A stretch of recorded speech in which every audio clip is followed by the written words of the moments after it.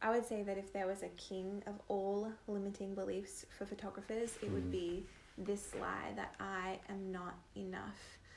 That lie is the foundation behind all the other lies we've spoken about in the last few videos and in the blog post that we're referencing, that's in the comment box below. Because if you believe I am not enough, which is what every human being on the planet has believed at some point, and I know that it's something we have to work through every single day. It's not something that you instantly recover from and believe that you're always enough. It's this constant reminder that I am enough, I am enough. If you believe that as a photographer and as a creative, it's going to completely influence every single part of what you create and what you do. Your creativity and your enoughness does not come from what other people think of you. It is in your DNA. Your enoughness is in your DNA. Your creativity is your birthright. We were made in the image of a creative God. We were made in the image of a God who is enough, who is love, who is sufficient. And we believe so wholeheartedly that when we place our identity in anything else except who God says we are, which is completely loved, completely enough, that we're going to end up walking in a really unhealthy ways when it comes to our creativity, but also our humanity, and living life out of an overflow of trying to get enoughness and affection and attention and awards to fill that hole in our heart. This whole conversation is really about identity, because we get so focused on the doing, on our work. We find so much of our worth and value in what we're doing. Even when you think about when you meet someone new, right, and you introduce yourself, you say your name, and then it's like, what do you do? And it's just so apparent that that's where our value and worth is, in what we do for work and how much we work. And we found, though, that our work, our doing, should be an overflow out of our being.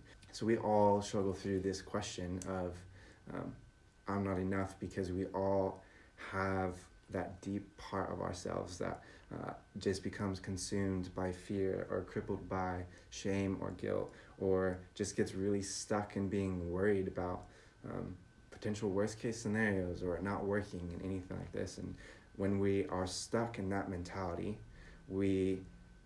our doing becomes our identity, because it feels easier. It's easier to have the worth and value in your life be contingent on whether you succeed or not, rather than in who you are as a person, and learning to be comfortable with that, and learning to live out of that, and so that your doing becomes an overflow from your being. And that's when our doings is the best. That's when we are enjoying our work, and that's when our work is something that other people are recognizing, because it's so easy to get on board with someone who is living a life that we admire, and that we'd want to replicate, that we want to be mentored by. Like, those are the types of people that we pursue. Those are the types of people that we follow, that we commit to, are the types of people who are doing and being what we want to be doing. But their doing starts with their being and their transformation as a person. So we would encourage you to just begin that journey of asking the questions of why you believe, why do you believe that statement? Why are you not enough? And I think oftentimes what you'll find is the answers are silly. They're like, you'll just get to this place of, but I should be doing this. There's no reason why I need to be waiting. Yeah. If you are unsure of how God sees you in the context of your creativity, I want you to imagine like a little kid going to their dad with a really scrawled drawing or a painting or something, because they're a little kid, so it's not like a piece of art or, like Picasso or anything. They come to their dad with this drawing, and the dad has so much expressions of affection and love. Wow, this is amazing. This is the most beautiful thing I've ever seen. It's not because of the drawing. It's because of the love and affection he has for his son, for his child or his daughter. So in the same way, our creativity is our birthright. It's in our DNA.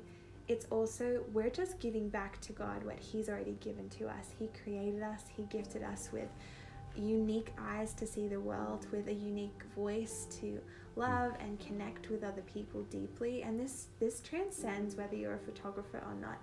This is a lie that everyone believes in all of life.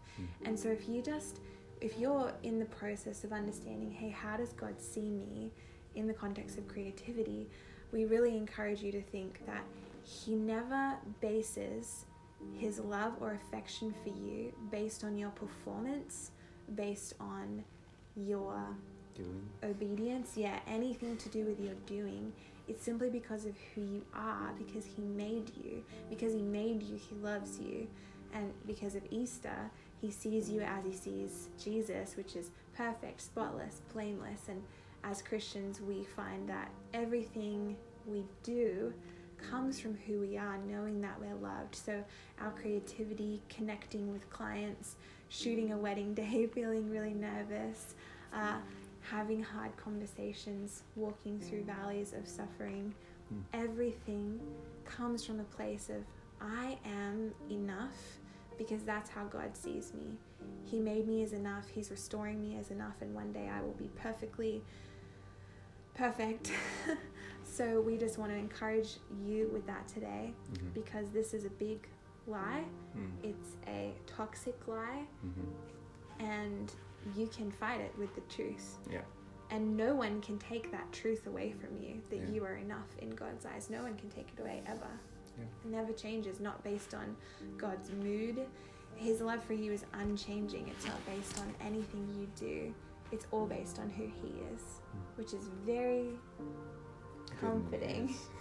Very good news. Yeah.